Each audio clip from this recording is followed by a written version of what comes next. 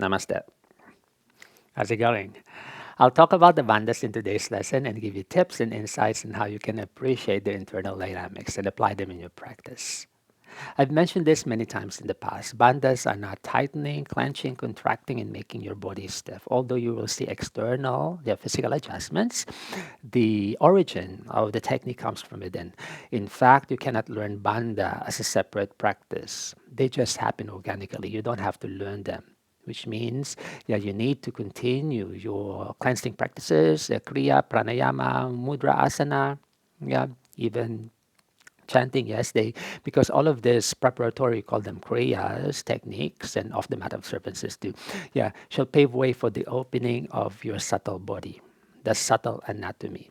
And then it's inevitable when the inner body, the dormant centers open up, the bandhas manifest, the bandhas open up to and activate because we utilize the bandhas. Bandhas means valve or regulators to flow the energy, to regulate the amount of energy we flow through our system depending on the element at hand.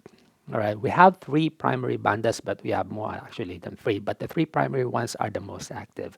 Mula Uddiyana Bandha, they're mostly physical, so we use them, organically use them when we practice asana.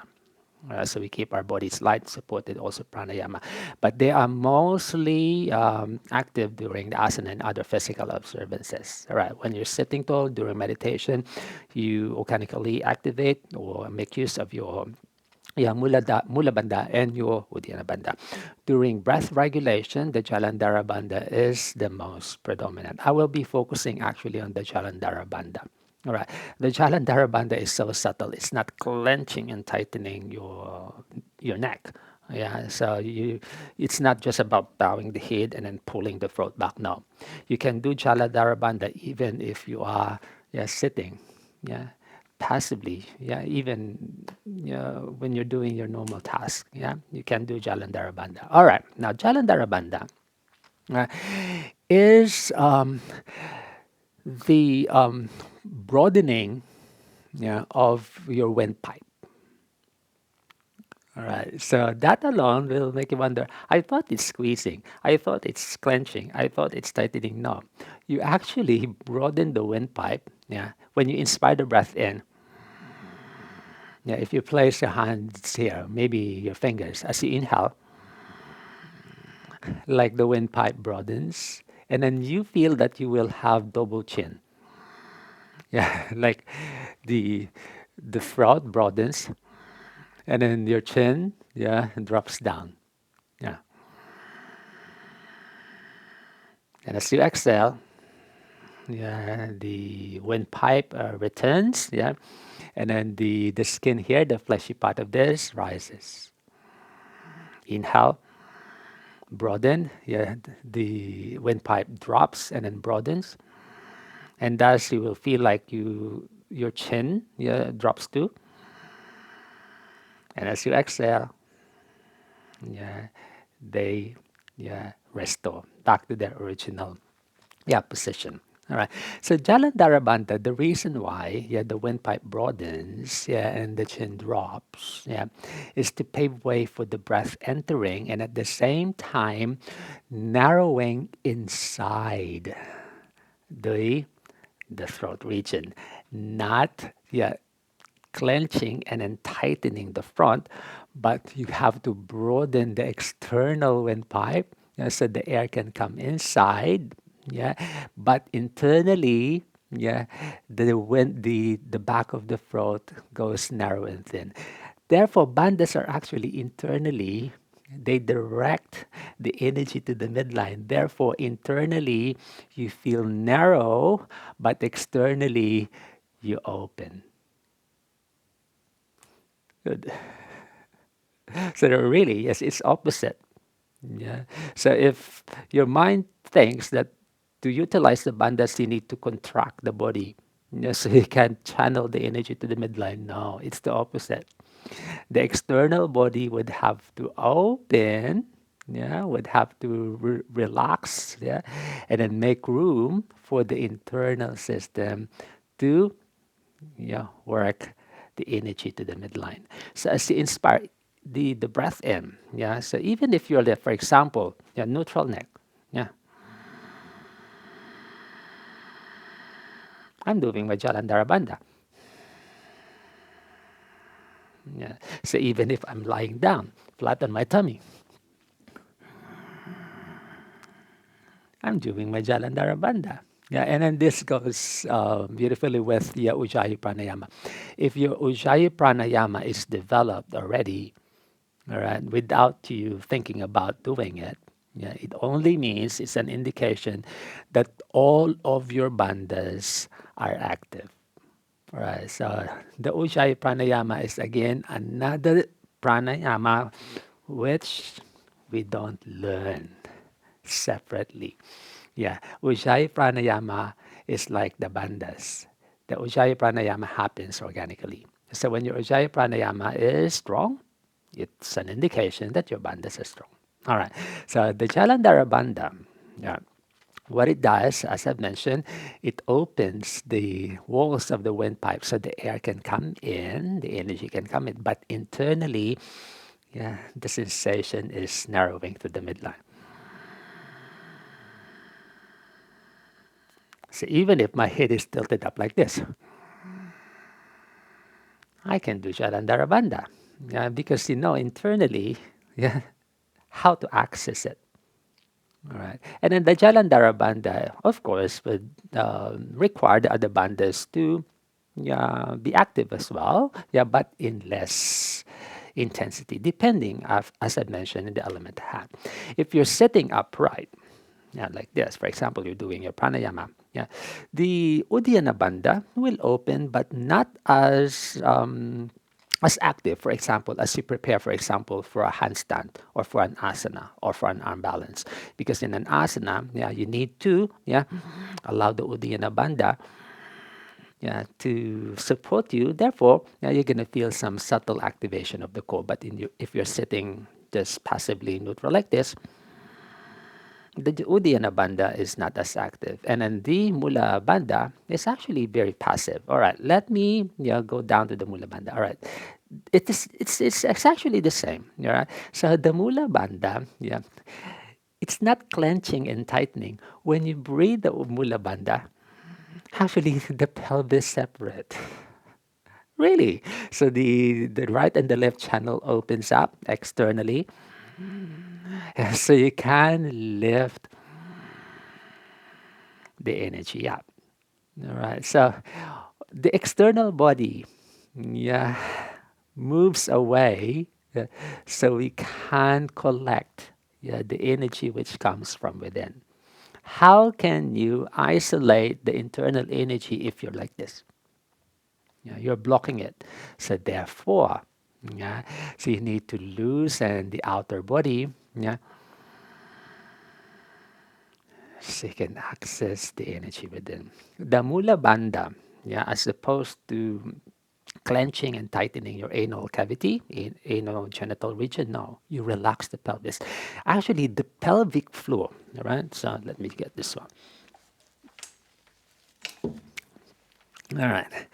So actually, the pelvic floor drops, yeah, and then the right and the left side, yeah, the inner cavity here, yeah, opens up, yeah, everything, yeah, moves to the side. The pelvic floor drops, so you can lift the energy which is sitting inside. Yeah, because if you clench it, yeah, so you're not able to gather the energy because in energy channeling, you need to separate the energy from the external and the physical elements, right? And then you can't do that by clenching because if you clench it, you trap the energy. It's not how we do energy channeling. So we allow whatever is getting in the way to open, meaning away from the midline, yeah. So we can isolate the primal force, so we can lift. Internally, the sensation is narrowing and thinning and rising. Externally, it's opening and broadening. All right. And that brings me to the topic of, for example, what? Diaphragmatic breathing or the abdominal breathing. In yoga, we call this a complete yogic breath. That when you inspire the breath in, the complete yogic breath, you will feel your abdomen walls open, the chest expand, but internally, yeah, you feel the sensation rise, like a thin line flowing through the line of your spine. Right? And in breathing exercises, the Jalandhara Bandha actually is the most active, so you can collect, yeah, whatever is under or at the bottom to rise. And then by broadening, yeah, by broadening the windpipe and dropping the jaw, yeah, and you will feel here the hollow of the throat goes deep because you're drawing the sensation from the inside. That sensation actually comes from the hips. So the Jalandhara Bandha, this one, and the hollow of the throat, and the Mula Bandha, they are directly linked. Whatever is being sucked and drawn up here comes from there. All right. The folding of the head to the chest is just an additional support. It's not the main technique, although it will help if you allow the head to passively, again, passively fold forward, not clench and tighten. Just allow it to relax. Therefore, the neck, all the way down to the tail, one neutral line. And then the head lightly looping forward will pave way for the opening of what? The intersection between the spine and the brain, medulla oblongata, because that's where we channel the breath. So we can flow either to the brain or to the body, depending again on the element. All right, now breathing in. If you want, you may place your hands or fingers there, inhaling. And you will feel this, broaden, and then drop. And at the same time, the hole here goes deep and hollow too, like empty, like vacuum. And then you're going to feel the top of your sternum rise.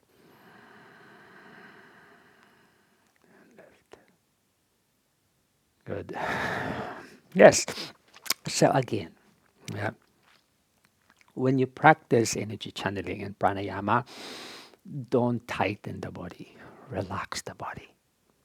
Yeah, when you relax the body, you release whatever is clogging the energy, trapping the energy. So you can isolate what's in the middle, what's in the center, and then you use the openness of your nadis, to channel the energy up. And therefore, it's not a beginner's practice. Because as a beginner, our body, our breath, our spirit, and even our psyche, they're knotted, they're entangled, they're trapped.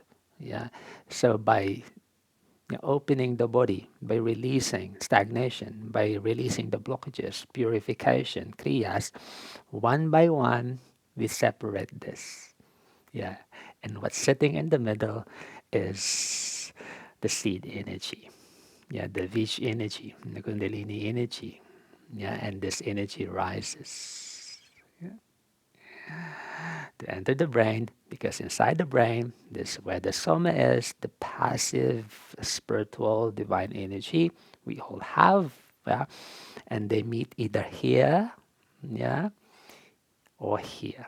There are many meeting points, but for me, the most, I say, meaningful ones are the heart, which promotes what? Our good, the welfare and the goodwill of all. And then here is the meditative part, so we can unite with our divine spiritual source. Good. Thank you for listening, and I'll catch you in the next lesson. Have a beautiful day. Namaste.